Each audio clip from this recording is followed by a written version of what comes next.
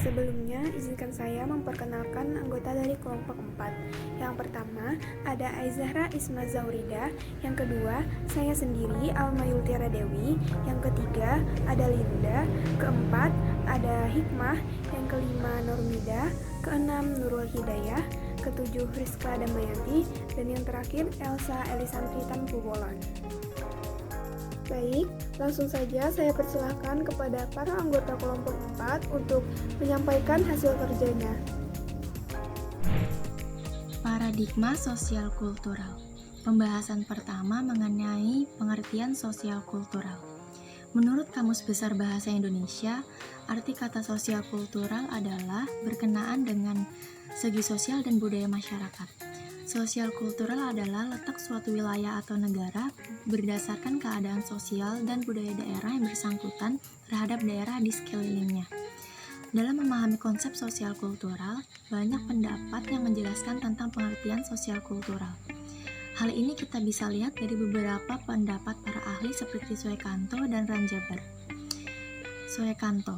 Suekanto menyatakan bahwa sosial kultural adalah suatu wadah atau proses yang menyangkut hubungan antara manusia dan kebudayaan, di mana proses tersebut menyangkut tingkah laku manusia dan diatur olehnya. Terjadi proses yang saling mengikat antara unsur-unsur kebendaan dan spiritual. Selanjutnya, Ranjabar menyatakan bahwa sosial kultural mengandung makna sosial dan budaya. Di sini sosial diartikan sebagai masyarakat atau kemasyarakatan, di mana masyarakat adalah segala sesuatu yang berhubungan dengan sistem hidup bersama atau hidup bermasyarakat dari orang atau sekelompok orang yang di dalamnya sudah tercakup struktur, organisasi, nilai-nilai sosial, dan aspirasi hidup serta cara menghadapinya. Budaya, kultur atau kebudayaan adalah cara atau sikap hidup manusia dalam hubungannya secara timbal balik dengan alam dan lingkungan hidup yang di dalamnya sudah tercakup pula segala hasil dari cipta, rasa, karsa, dan karya, baik yang fisik material maupun yang psikologis, idil, dan spiritual. Dalam hal ini, kebudayaan merupakan perilaku yang berulang-ulang yang diperoleh dengan menggunakan panca indera melalui proses belajar, memiliki nilai dan norma yang bersifat mengatur tingkah laku individu dalam kehidupan kesehariannya, sehingga menjadi suatu hal yang tidak terpisahkan dari pribadi masing-masing. Adapun pengertian lain tentang kebudayaan adalah keseluruhan sistem gagasan, tindakan, dan hasil karya manusia dalam kehidupan masyarakat yang dijadikan milik diri manusia dari belajar. Materi selanjutnya akan disampaikan oleh teman saya yang bernama Nurmida. Di sini saya akan menjelaskan tentang konsep sosial kultural. Dalam memahami konsep sosio-kultural, banyak pendapat yang menjelaskan tentang pengertian sosial kultural. Hal ini kita bisa lihat dari beberapa pendapat para ahli seperti Suekanto dan Ranjabar. Suekanto menyatakan bahwa sosiokultural adalah suatu wadah atau proses yang menyangkut hubungan antara manusia dan kebudayaan, di mana proses tersebut menyangkut tingkah laku manusia dan diatur olehnya. Terjadi proses yang saling mengikat antara unsur-unsur kebendaan dan spiritual. Ranjabar menyatakan bahwa sosiokultural mengandung makna sosial dan budaya. Di sini sosial diartikan sebagai masyarakat atau kemasyarakatan, di mana masyarakat adalah segala sesuatu yang berhubungan dengan sistem hidup bersama atau hidup bermasyarakat dari orang atau sekelompok orang yang di dalamnya sudah tercakup struktur, organisasi, nilai-nilai sosial, dan aspirasi hidup serta cara menghadapinya. Dalam hal kebudayaan merupakan perilaku yang berulang-ulang yang diperoleh dengan menggunakan panca indera melalui proses belajar, memiliki nilai dan norma yang bersifat mengatur tingkah laku individu dalam kehidupan kesehariannya sehingga menjadi suatu hal yang tidak terpisahkan dari pribadi masing-masing. Selanjutnya saya akan menerangkan tentang teori sosial kultural. Aplikasi teori sosial kultural dalam pembelajaran pendidikan. Penerapan teori sosiokultural dalam pendidikan terjadi pada 3 jenis pendidikan, yaitu pertama pendidikan informal atau keluarga. Pendidikan anak dimulai dari lingkungan keluarga, di mana anak pertama kali melihat, memahami, mendapatkan pengetahuan, sikap dari lingkungannya, keluarga. Oleh karena itu, perkembangan perilaku masing-masing anak akan berbeda manakala berasal dari keluarga yang berbeda. Karena faktor yang mempengaruhi perkembangan anak dalam keluarga beragam, misalnya tingkat pendidikan orang tua, faktor ekonomi keluarga, keharmonisan dalam keluarga, dan sebagainya. Yang kedua, pendidikan non-formal. Pendidikan non-formal yang berbasis budaya banyak bermunculan untuk memberikan pengetahuan, keterampilan, dan perilaku pada anak, misalnya kursus membatik. Pendidikan ini diberikan untuk membekali anak hal-hal tradisi yang berkembang di lingkungan sosial masyarakat. Yang ketiga, pendidikan formal. Selanjutnya, pada pendidikan formal akan dijelaskan oleh rekan saya Hikmah. Terima kasih. Pendidikan formal. Aplikasi sosiokultural pada pendidikan formal dapat dilihat dari beberapa jenis, diantaranya kurikulum, siswa, dan guru. Khususnya untuk pendidikan di Indonesia, pemberlakuan pendidikan sesuai dengan Peraturan Menteri Nomor 24 Tahun 2006 tentang pelaksanaan KTSP.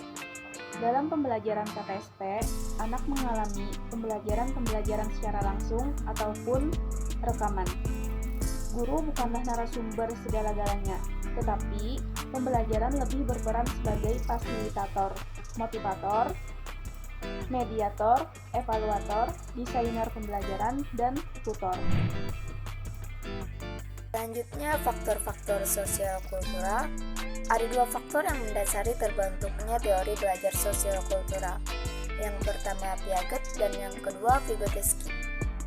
Nah, Piaget berpendapat bahwa belajar ditentukan karena adanya karsa individu. Artinya pengetahuan berasal dari individu. Siswa berinteraksi dengan lingkungan sosial yaitu teman sebayanya dibanding orang-orang yang lebih dewasa.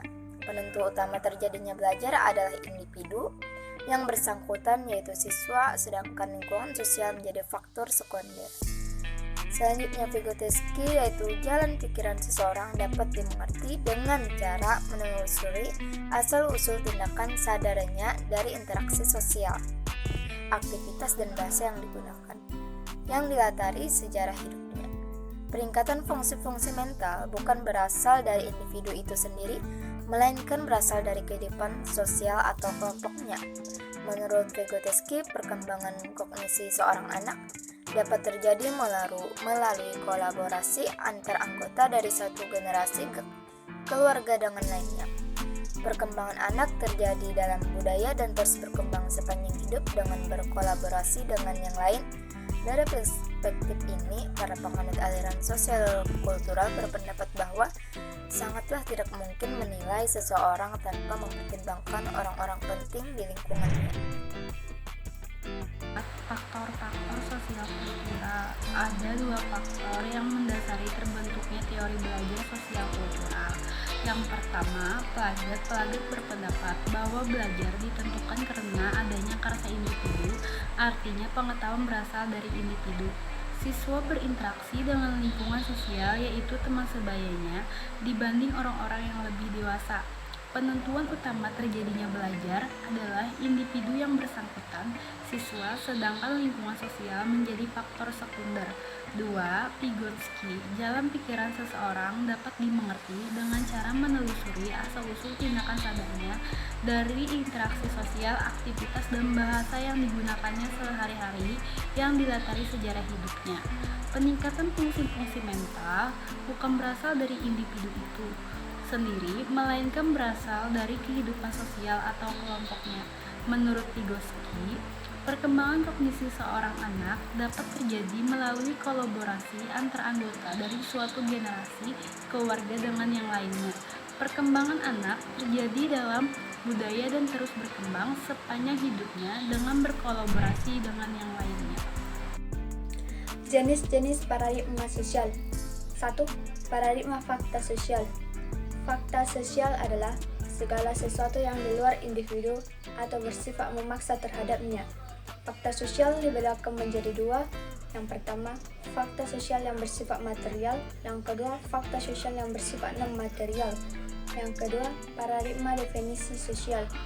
Paradigma definisi sosial mengarahkan manusia sebagai orang yang aktif dalam mengartikan kehidupan sosialnya sendiri. Paradigma sosial ini mengarahkan perhatian kepada bagaimana cara manusia mengartikan kehidupan sosialnya. 3. Paradigma perilaku sosial. Paradigma ini memusatkan perhatian tingkah laku individu yang berlangsung dalam lingkungan yang mengakibatkan perubahan tingkah laku selanjutnya.